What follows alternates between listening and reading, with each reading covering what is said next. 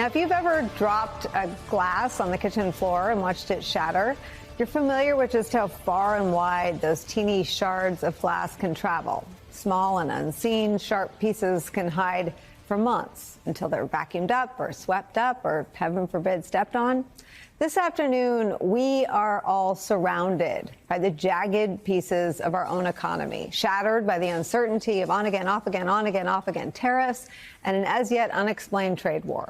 On that front, this weekend, Donald Trump blinked once again, backing off a threat he made days ago, delaying the implementation of a 50% tariff on the European Union. The European Union is America's second largest trading partner behind China. Trump delayed those tariffs by more than 1 month. The stock market jumped at that news today, but in so doing proved again just how much Wall Street and the individual savings and retirement values of all Americans are at the mercy of Donald Trump's daily changing whims. That chaos and confusion comes at a price, not just for investors or business owners, but for factory workers, for truck drivers, for restaurant owners, for the common normal people who make our world go round. This from the Wall Street Journal today. Quote, Ruben Diaz typically hauls 2 container loads of goods a day in a rented big rig between Southern California's sprawling ports and warehouses dozens of miles away. Now the 38-year-old is struggling to find 2 loads a week and is being paid less for them, following a sharp drop in imports into the ports of Los Angeles and Long Beach.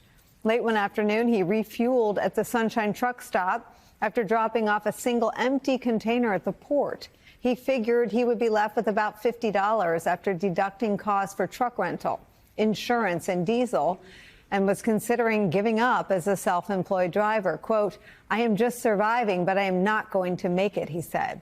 Now, that's just one person suffering the consequences, one of those shards of dropped, shattered glass. New York Times today reports on another, the saga of a small business in Vermont that sells stainless steel water bottles with a patented nozzle. After 5 years, the company Bivo was close to becoming profitable, but then, quote, the drop in tariffs this month to 30% from 145% on most Chinese goods was a relief, but in the way that a flood is better than a tsunami. The duties on Bivo's bottles are higher than 30% because of the material they're made from and how they're classified by trade officials. Bivo bottles that are not insulated are subject to tariffs that add up to 47%, and the rate for insulated bottles is 37%. Trump has frequently said that foreign businesses that ship products to the U.S. pay the tariffs. But in reality, importers like Bivo pay the duties to the federal government when goods arrive at the U.S. port. Donald Trump's death by 1,000 cuts approach to the U.S. economy is where we start today with some of our favorite experts and friends. Professor of Economics and Public Policy at the University of Michigan, Justin Wolfers, is back. Also back, David Frum, staff writer for The Atlantic and host of the video podcast, The David Frum Show. Also joining us, NBC News political analyst, president of Brilliant Corners Research, Democratic strategist Cornell Belcher is here. Justin, I'm going to start with you because I think you were here for the news that Trump was raising tariffs on the EU. He blinked, which in the long arc of history, I suppose, is a good thing. But it's the instability that has now rippled down to affecting truck drivers and U.S. small business owners and manufacturers. Where do those impacts, where do those stories of struggle turn? Are they sort of the sign of the bottom, or do those consequences continue to sprawl? Yeah, this was a tariff policy from Trump that nearly lasted one entire long weekend. He was a little unlucky. There was a Memorial Day, extended the weekend to 3 days, and you couldn't have a tariff policy last a full weekend. So Friday's policy was reversed by Monday, and so we get to analyse it today on Tuesday. And I think that's really symptomatic. There's the individual stories of people who are thinking about equipment that won't come in, and it's very easy to track through how that will affect their lives over the next 2, 3, 4, 5 months. Those truck drivers who won't have goods to truck across the country, they also won't be stopping at gas stations to buy a sandwich, and then the sandwich demand falls off, and on it goes. But I think it's actually the effects are far deeper than that. there's an asset here that really matters called American credibility. There was a time when the president opened his mouth when you had to pay attention because you thought it meant something, that it was a shift in policy that other countries could rely on and respond to. That's no longer the case. In fact, on Wall Street right now, and it's one level funny and another level tragic, there's a trade called the taco trade, TACO, Trump always chickens out. And the problem, of course, is that what we're really not seeing is the businesses that aren't being started. So somewhere there's an MBA student who just finished school who's thinking about starting some sort of import-export business.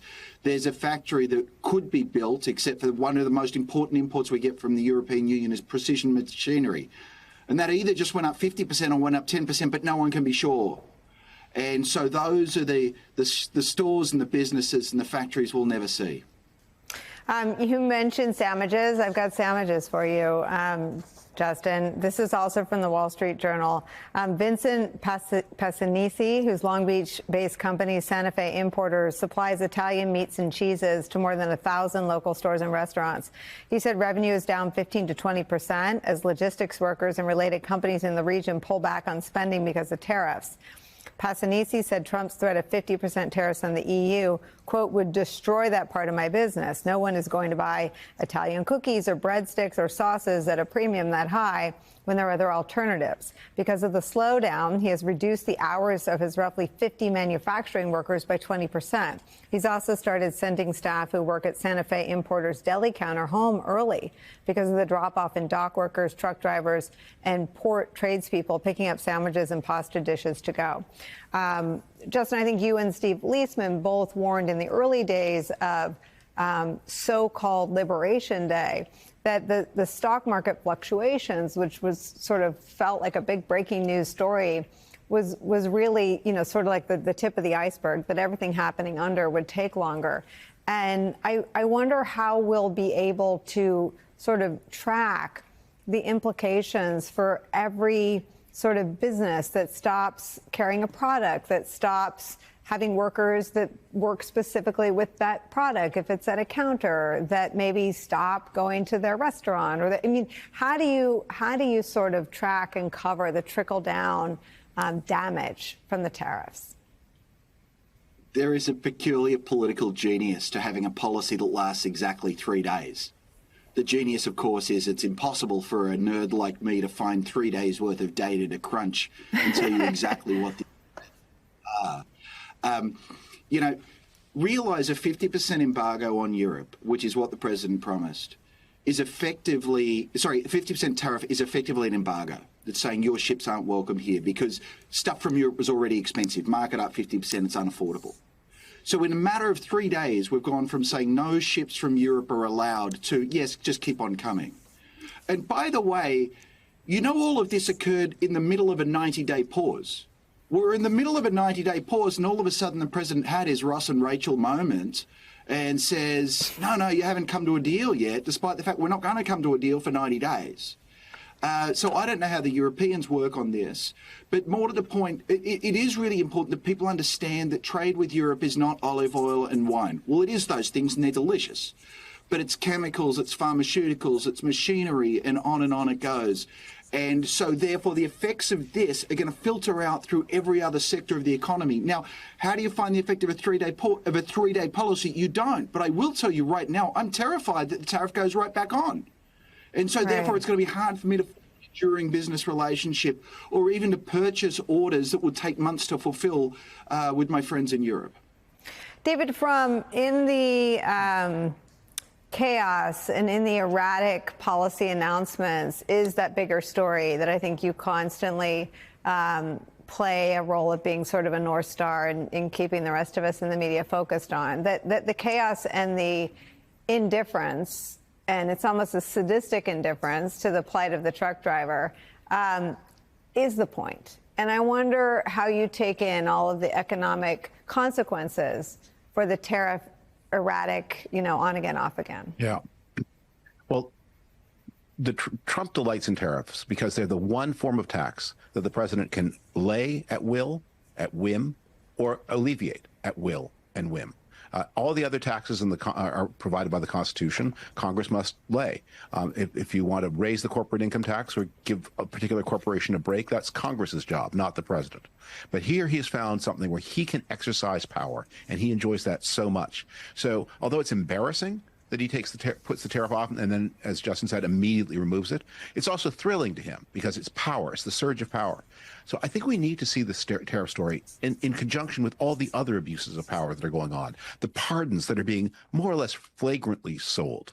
Or applied to people who commit one kind of crime if they like the president, and people with much better stories, but if they don't like the president, they don't get it. Or prosecuting this candidate for mayor in New York because you don't like him, and pardoning that candidate for mayor of New York because you do like him. That Trump, I think he lives to exercise power capriciously. And the more unjust the power is, the more fun it is for him to use, because if you are just doing what you're supposed to do, well, what's the pleasure in that? The pleasure is doing what you're not supposed to do. And these tariffs are the example. And he's created, I think, a dilemma for Congress in the future, which is even when Trump takes the tariff off, there's no relief. As Justin says, it goes back on again. No one can feel security. No one can make investment decisions until this whole power set is retaken by Congress back from the president, to whom it delegated the powers, trusting the president to be the free trader in the room, and discovering that, no, this president is capricious, and there will be no security until his power to exercise caprice is taken away. If we're going to have a conversation about the mental acuity of a recent president, it does seem a little weird to be focusing exclusively on the last one, and also include the one who blasted out this typically truly insane all-caps social media screed yesterday. Happy Memorial Day to all. Okay, weird way to start.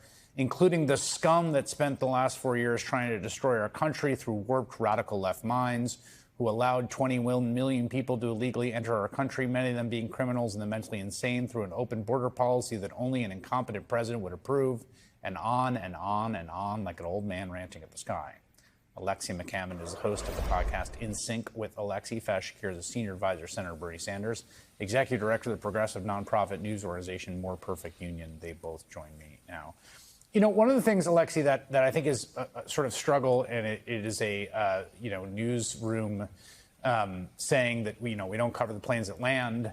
That when things are normal, they're not news. When they're abnormal, they become news. And again, Trump's sort of stream of consciousness, these addresses over the weekend, which would have been like obviously massive, enormous news cycles if they had been delivered by another politician, including Joe Biden, are so absorbed and priced in now that to see what's in front of your face, it is itself difficult. Yeah, it was news when he wished Joe Biden well after he was diagnosed with prostate cancer. Right, Everyone was like, oh, my God, this is amazing. That's exactly right. And to your point, it's like we're normalizing these crazy screeds, which is, of course, just lowering the bar for Republican leadership, not Democratic leadership, lowering the bar for Republican leadership for the forever future, as far as I can tell. And it's a disgrace when Democrats included say, well, we should thank President Trump for being nice and normal and choosing Biden over cancer. I mean, he's calling him scum a few days later. So it's a problem. You know, part of it, too, has to do with this question about, one of the sort of questions in the political discourse after this book on the sort of last few years of the Biden administration, is the degree of like how on top of what was happening in his White House was Joe Biden.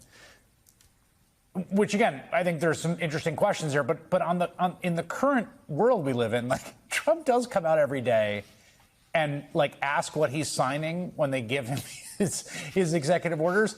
And on the single biggest piece of domestic legislation, which is this big, beautiful bill, like, he doesn't seem to be that in control of it at all. In fact, it seems like it was written by, like, the same people that have been running the party for 20 years, Faz. Well, mental inacuity, or whatever the word is, comes in many forms. The one that we're concerned about with Donald Trump oftentimes is that you don't know what to expect of a decision making. There's no steady hand on the wheel. It's constantly in reversal. So, you were earlier in the show talking about the EU tariffs, and the tariffs in general has been a kaleidoscope of on, then off, then on, then off. You take this weekend, there was post on Truth Social about Putin, and he's very upset at Putin's killing civilians. It wasn't just weeks ago when he brought Zelensky in and dressed him down for saying exactly the same thing. We talked about the big, beautiful bill that you mentioned. He said, don't F with Medicaid. Then they cut Medicaid. He says, what about raising taxes on the rich? Then he's not for that anymore. Every single day, Doge cuts. I mean, he's moved all kinds of places on that. Every single day, you get a reversal of some kind that you're just like, you can't have any degree of confidence that there's a steady hand on the wheel. Yeah, and that's where the sort of rubber hits the road, Faz, on that, Alexi, on that tariff point. I mean, like, Trump, the Trump speech before West Point, which was genuinely bizarre, and I mean, you can see how quiet it was. It reminded me, remember when he went to talk to the Boy Scouts like 8 years ago, and he was talking about like how hot the women were on some boat of some friend that he knew in front of the Boy Scouts. Sort of similar vibes here, but it's like, okay, well, that's just words. It's weird, but the tariffs are this one place where the words and the deed are the same. Like. That is policy, and it's being made willy-nilly back and forth with hundreds of billions or trillions of dollars being traded on it and business decisions inside the rattling brain of this guy. Yeah, the consequences are huge. They're global. And yes, there are many questions being brought up about Biden. He tripped over a sandbag. What Donald Trump is doing is literally going to throw the country, the world, into a trade war, going to turn the country into a recession. I mean, to Faz's point, it's really alarming when you look at the timing of these screeds on Truth Social, as well as his major policy announcements like 50% tariffs on the EU. And then suddenly he's backtracking after a call that we're only getting his readout from, not anyone else's readout. We also don't even know if he's actually talking to these people, who he's calling, who's calling him. It is really alarming, and it's clear that he is detached from reality, and that is the bigger problem than his rhetoric. Yeah, and this other point about the sort of lack of stability, Faz, this is a kind of boring, classic, I don't know, institutionalist point, but it's worth making, and I think you will appreciate this because you've worked on staff. Is that process actually does matter, and some kind of process to make decisions matters, and not just having the principle go off half-cocked all the time. Your point about Russia, what's the strategy there? What's the process? There is none. Who's in control? Who knows? It's Steve Witkoff one moment the next, and it's again, the stakes here are a meat grinder of a war, the worst act of aggression on the continent since World War II, and essentially just tossing off tweets as policy. And I'll make another simplistic, naive point alongside yours, which is, as staffers, you're often trying to figure out what the boss wants to solve for. What is the solution orientation that he is motivating whatever positions that he's moving through? Donald Trump doesn't give you solution orientation. He wakes up with a grievance. He's upset at Tim Cook because he's not going to the Middle East trip. So we're going to levy some kind of tariffs on him, apparently. But as staff, when you're often working for a principal, you're saying, well, where can I land this plane to do something positive? And Trump's kind of constant movements don't give you, even on Big Beautiful Bill, don't give you a place to say, this is where the president wants to land, what he wants to do. There's no stability in his decision making, and thus chaos abounds. Yeah, that's well said. Alexi McCammon, Faz Shakir, great to have you both. Thank you.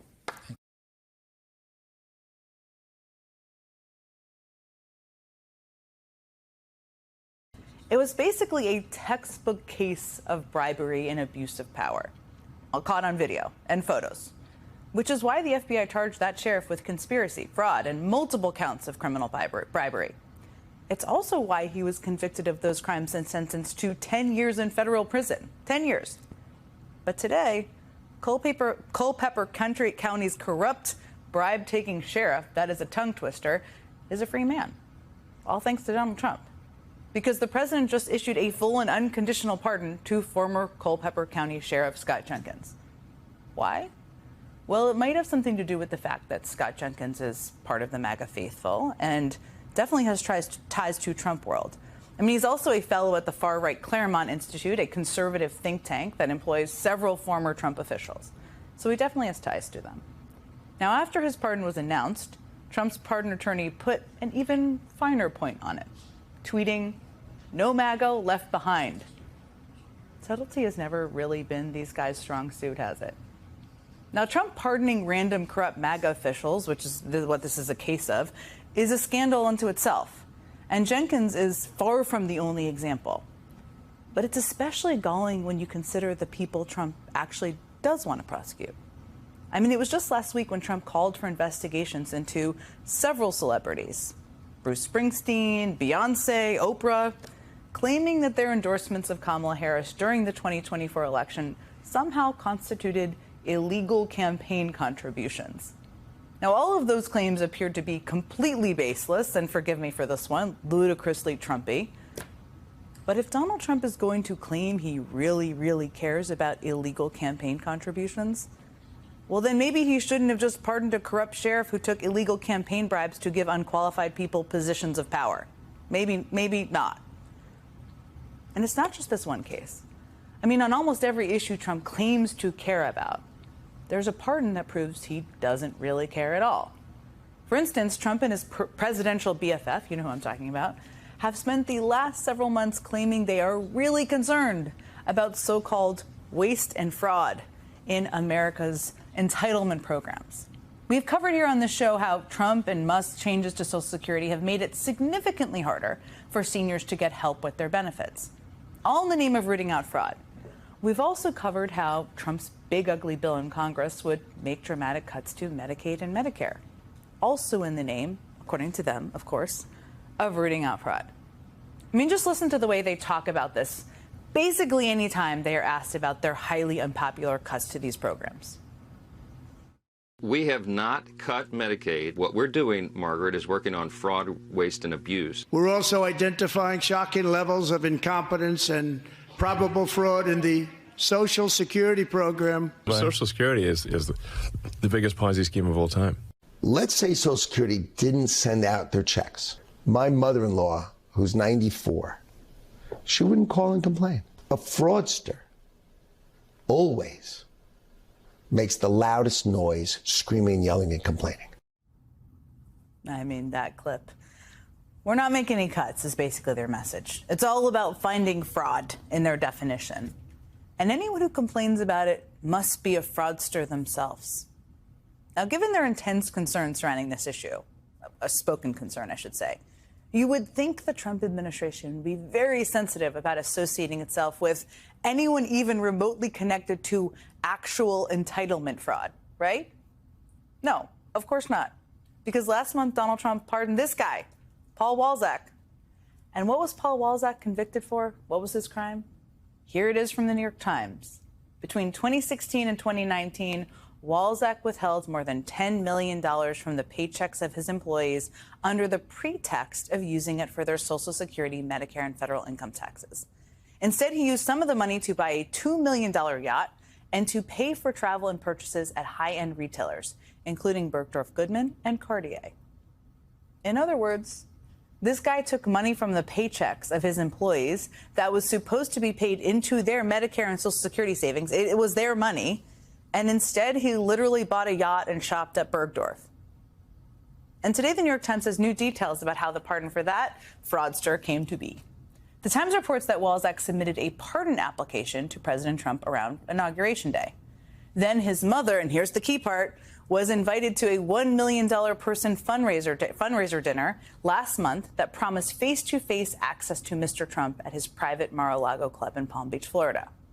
Less than 3 weeks after she attended the dinner, Mr. Trump signed a full and unconditional pardon, sparing Walzak from having to pay nearly $4.4 million in restitution and from reporting to prison for an 18-month prison sentence. So this guy is going to prison in part for his Social Security and Medicare tax fraud. Then his mom goes to a $1 million per plate Mar-a-Lago fundraiser, and 3 weeks later, poof, a pardon from Trump magically appears. Imagine that, how that works. I mean, it certainly seems like Donald Trump is totally okay with defrauding Social Security and Medicare, as long as the people doing it are paying him. And all of this is to say nothing about all of the fraudsters Trump pardoned in his first term. Of According to CBS News, at least 13 of the fraudsters Trump gave pardons or commutations to were convicted in cases involving more than $1.6 billion of fraudulent claims filed with Medicare and Medicaid.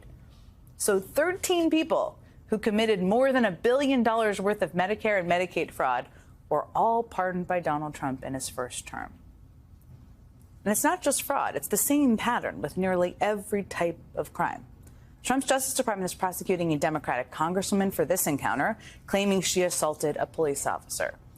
But Trump pardoned nearly 170 people who pled guilty to or were convicted of assaulting police officers on January 6th.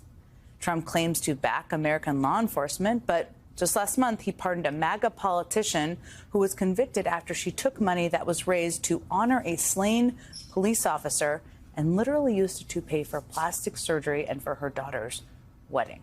You can't make up how gross it is sometimes. Trump also used the threat of international drug trafficking to justify everything from his draconian immigration policies to his disastrous tariffs. But that didn't stop Trump from pardoning a notorious online drug trafficker who the FBI says is responsible for the overdose deaths of at least 6 people. All because that notorious online drug trafficker had become a cause celeb in parts of the conservative movement. That's why. Look, of all the powers Trump has, the pardon power, in my view, has always had one of the greatest potentials for abuse.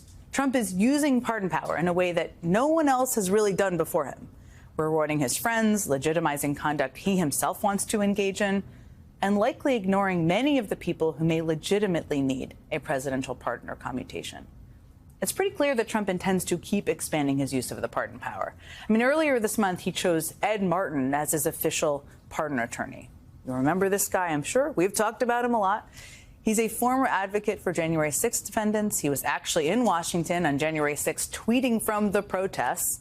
Trump then decided to try and make Ed Martin the U.S. attorney for Washington, D.C., where Ed Martin immediately started threatening Democratic lawmakers with baseless investigations. Eventually, Trump had to take him out of that job after Martin's ties to a notorious right-wing Hitler impersonator came to light. But Trump didn't get rid of Ed Martin entirely. He just moved him over to the pardon office, where he could continue to help Trump abuse his power. Congratulations, Ed. You're no longer in charge of punishing our enemies. Your new job is to reward all of our friends. Without having to say anything explicitly, King Charles delivered a pointed message to the president today. Canada has a long history with the British monarchy, distinct from the U.S., as Trump publicly pushes Canada as the 51st state. The King's trip to the opening of Canada's parliament is the first by a British monarch in nearly 50 years and is widely seen as pushback against Trump's calls for annexation. The speech he delivered today was written by Prime Minister Mark Carney, who has previously told Trump Canada is not for sale. Today, Canada faces another critical moment. Democracy, pluralism, the rule of law, self-determination and freedom are values which Canadians hold dear and ones which the government is determined to protect. All Canadians can give themselves far more than any foreign power on any continent can ever take away. And that by staying true to Canadian values, Canada can build new alliances and a new economy that serves all Canadians. Joining us now, Ashley Parker, staff writer at The Atlantic and an MSNBC political analyst. Charles is somebody who doesn't usually get involved in controversial news of the day, but he certainly did seem to be sending a loud message to President Trump. How do you think the president, who has expressed a fondness for the royal family in the past, likely to view this, do you think? Well, it's tricky, you're right, because President Trump has expressed a fondness that dates back to his mother, who felt very strongly an admiration for the Queen.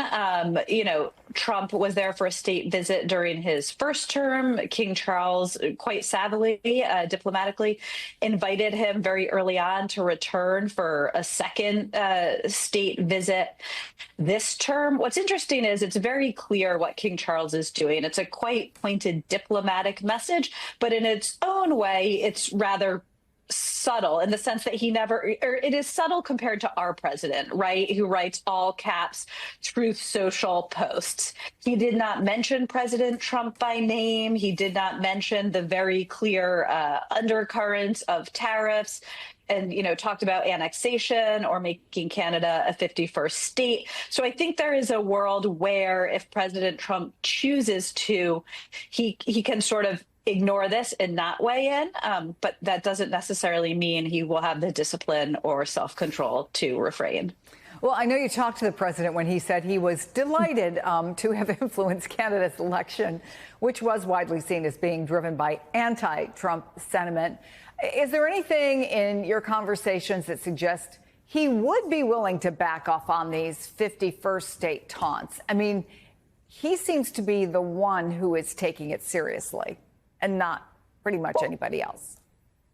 That's right. It was fascinating. We kind of put that to him, actually, in our interview with him in the Oval Office. We said Canada came up and he mentioned Canada becoming a 51st state. And we said, surely you're not serious. And he said, oh, I absolutely am, which struck me as kind of surprising because it felt like this all began as kind of good-natured trolling. And then we pointed out to him, you know, Republicans do not want, for instance, Washington, D.C. or Puerto Rico to become states because they would be Democratic voting states in the Electoral College and sending members to Congress. And we pointed out, like, Canada would be a huge Democratic state. And Trump said he didn't care. And again, that's when it came up that when he sort of got involved and became an inadvertent player in the Canadian elections, he kind of boasted that he had swung the elections 25 points to the Liberal Party, which, again, is not his party, is not the party where he agrees on policy. But that seemed beside the point. He seemed kind of proud just to have played such an outsized role. So I will say he does continue to say this, but of all the things he says, he doesn't seem to have real passion or oomph behind it. And there's very little talk that we've been able to discern behind the scenes with aides of just how he plans to make our neighbor to the north a 51st state. So he said he's understood. It seems quite unlikely still. Ashley Parker, always good to have you on the show. Thank you. Russia continued to launch missiles and drones throughout Ukraine yesterday, marking the third day in a row of intense bombardment targeting civilian areas. Ukraine's military reported another round of more than 350 drones and missiles launched throughout the country. In the past week, Ukraine says Russia has launched north of 1,300 drones and almost 100 missiles. At least 30 civilians have been killed and more than 150 people have been injured. And amid Russia's intensifying attacks on Ukraine, the Kremlin is pushing back at President Trump's recent criticism of Vladimir Putin, suggesting Trump is suffering from, quote, emotional overload that comes after Trump on Sunday said Putin had gone, quote, absolutely crazy. Speaking to reporters, Kremlin spokesman Dmitry Peskov thanked President Trump for starting the negotiation process to end the war, while also suggesting the president was emotional over the issue. Peskov then went on to claim Russia's intense bombing campaign over the past 3 days was retaliatory in nature. Vladimir Putin met yesterday with Turkey's foreign minister at the Kremlin. It's the same Turkish official who mediated the talks in Istanbul earlier this month between Russian and Ukrainian officials. Meanwhile, Germany's new chancellor said his country and Western allies, including the UK, France, and United States, are no longer imposing range restrictions on any weapons supplied to Ukraine. Let's stop right there and talk about what that means, the range restrictions, and how that will impact the fight, David, and then your analysis on this Putin-Trump situation in terms of name-calling and other things. So, Mika, Chancellor Merz's announcement that the range limits will be removed is significant in terms of the damage that these missiles can do to Russian cities as far away as Moscow. The German Taurus missile is reportedly able to reach 300 miles, which would allow it to hit Moscow. The British Storm Shadow has got a range of 155 miles. The ATACMS missiles that the U.S. supplies can go 190 miles, but there have been limits on how much of that range can be used. And the Russians have simply moved their key airfields and supply depots back out of range. So this is a significant step to put targets that would be valuable to Russia within range of weapons that Ukraine either has or is getting in large quantities, like the German Taurus. More generally, Mika, this moment right now is crunch time for Donald Trump on Ukraine and on Russia. Vladimir Putin, in effect, has disrespected him directly. I made a survey of all the statements that Trump has made since January, threatening sanctions, warning Putin, telling Putin if he didn't come to the table, there'd be trouble. And Putin has ignored every one of them. He's refused the compromise proposals that Trump has suggested. He's refused a ceasefire. So now Trump really is in the situation where he's going to have to exert some real pressure on Putin to get these negotiations back on track, or visibly give up as the Russians fire their ballistic missiles and drones on Kyiv, which would be very, very unattractive, I want to say humiliating situation for Trump. So, Richard, this is Vladimir Putin knowing what he has in Donald Trump, that Donald Trump hasn't put any real pressure on him, that he can kind of act with impunity, as he's begun to do now with these drone strikes and missiles shot at civilians inside of Ukraine. A fascinating dynamic here between President Trump and President Putin, where you have Donald Trump saying, I don't know what the hell happened to Putin. I've known this guy a long time, to which everyone in the foreign policy community says this is exactly who Vladimir Putin is and always has been. The response from the Kremlin is that Donald Trump is just being emotional. They've used that word a couple of times now. What's going on here?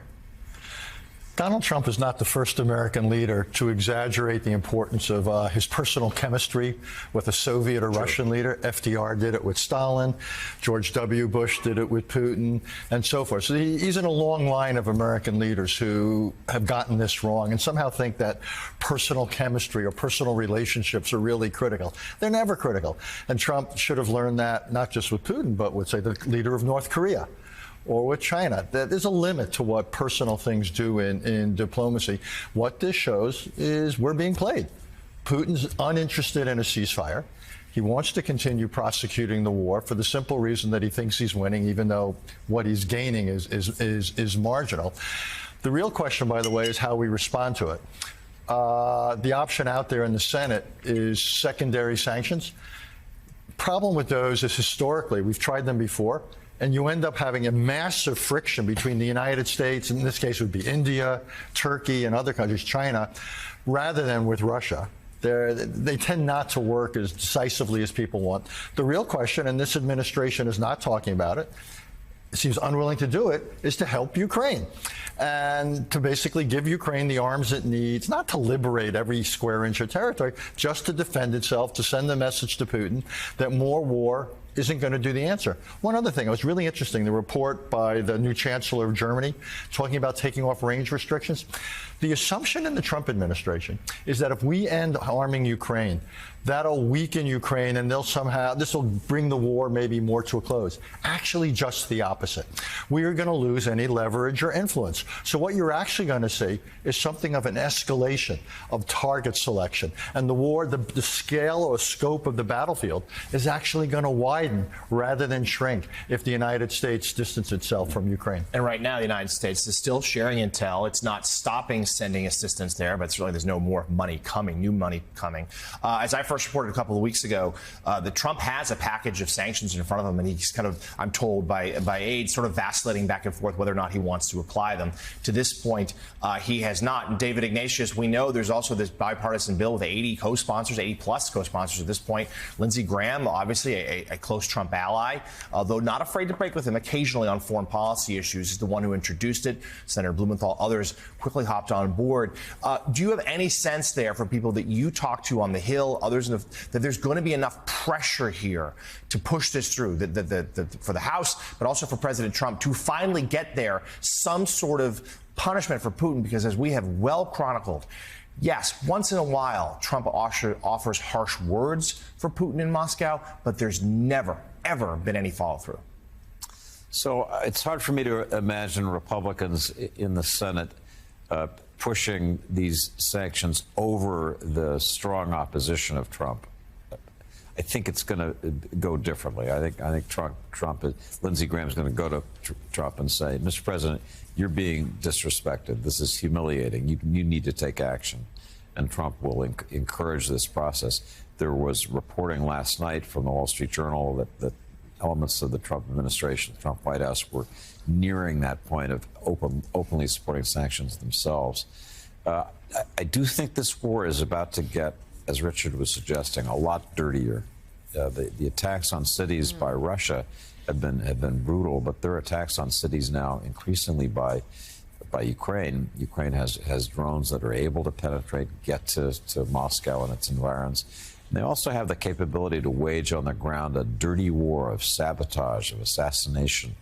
I've met with leaders of Ukrainian military intelligence. They are very, very tough, and they have networks inside Russia, as Russia has networks inside Ukraine that can do a lot of damage. So as bad as this war has been, it could tip into a much nastier phase of dirty war, unless Trump decides this is the moment we got to back them up. I would just note, since the overwhelming attacks of early Monday morning, the attacks that I monitor on my systems have fallen off, as if the Russians are having second thoughts. Maybe we ought to slow down and do some talking. So you mentioned the Wall Street Journal. The Wall Street Journal editorial board has a new piece on that angle entitled "Time for a GOP Senate Revolt on Sanctions Against Putin." It reads in part, Mr. Trump may be the only person in the world still surprised by how Mr. Putin is behaving. The Russian is the same man he's been for 2 decades, bent on reconstituting as much of the old Soviet empire as he can get away with. Ukraine is his obsession. He's not going to modify his ambitions merely because Mr. Trump alternates between begging for peace and scolding outbursts on social media. Senator Lindsey Graham has 82 co-sponsors on a bill that would hit countries that buy Russian oil and gas with tariff sanctions, combined with the promise of more arms to Ukraine when the current supply runs out. These sanctions might change Mr. Putin's calculations about the price of war. But GOP senators can act or not, whether or not Mr. Trump approves. They can vote on the sanctions bill and force the president to face the hard reality of Mr. Putin's ambitions that Mr. Trump would rather avoid.